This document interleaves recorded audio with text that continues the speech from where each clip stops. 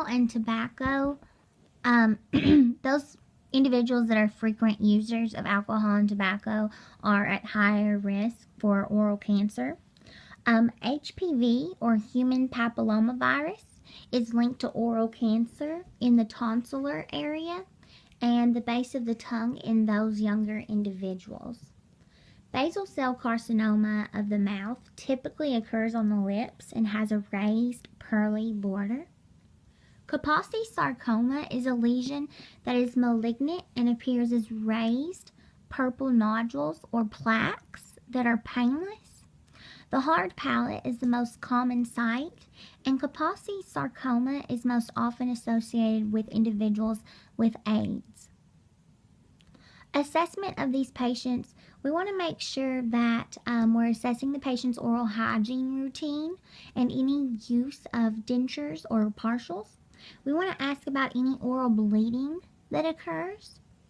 And we also want to assess any swollen cervical lymph nodes. On page 1103, figure 53-2 are the cervical lymph nodes. And if you'll look over those. Interventions, surgical excision can be done. The surgeon can remove the lesion with local anesthesia, and it can be closed by suturing. Cryotherapy can also be performed on smaller lesions.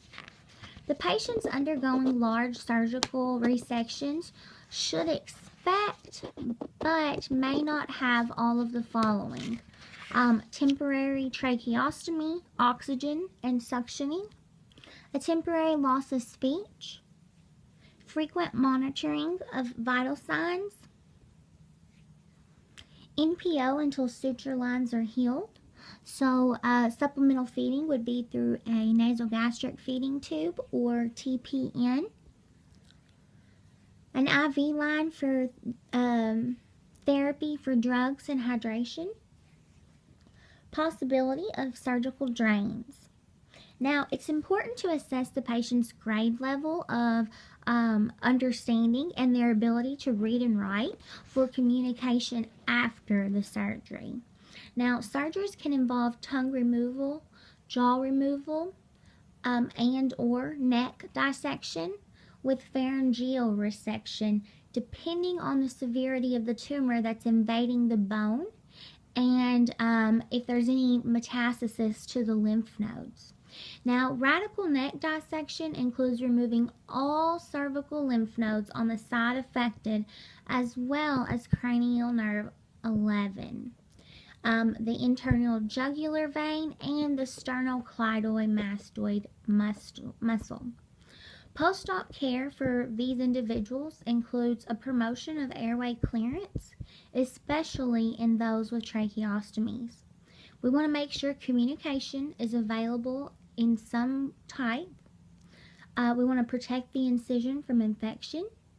We want to make sure that we're relieving the pain for these individuals. The pain is typically reported or described as throbbing or pounding. We want to make sure that we're promoting comfort. With extensive surgeries where removal of the tongue and nerve damage occur, there are going to be speaking difficulties.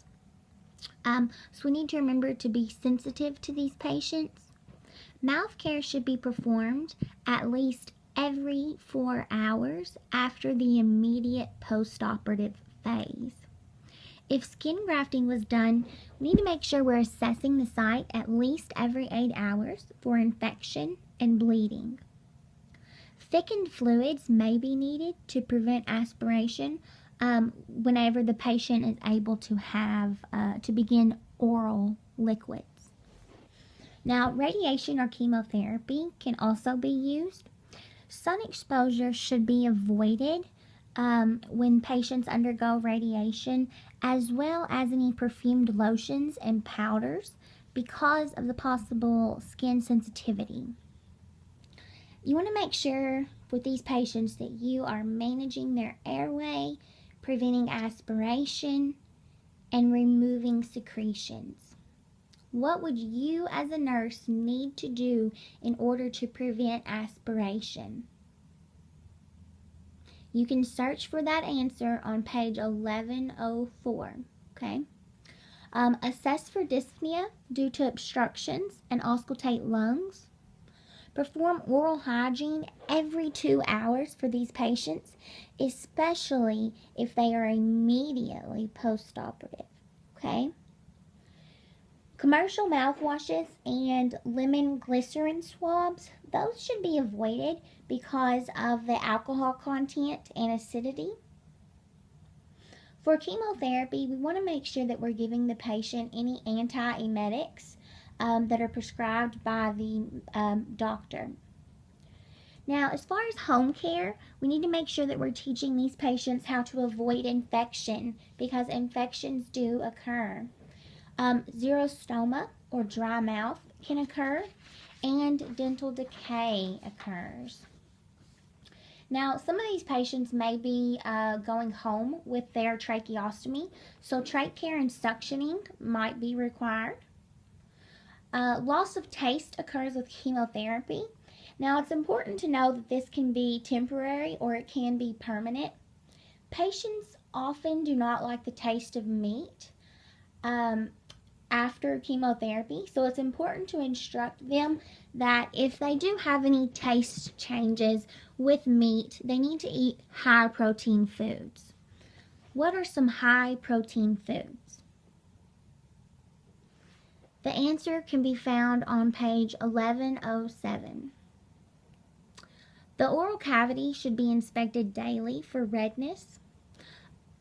A soft toothbrush should be used, and if the patient is using the chemo brush, which chemo brushes are just extra soft toothbrushes, the patient should change the toothbrush weekly and clean it after each use with hydrogen peroxide and water. Now, it's important to know that these patients can suffer from decreased self-image or disturbed body image, and as well as depression because of a change in the body image. In the next audio, I will begin with disorders of the salivary glands.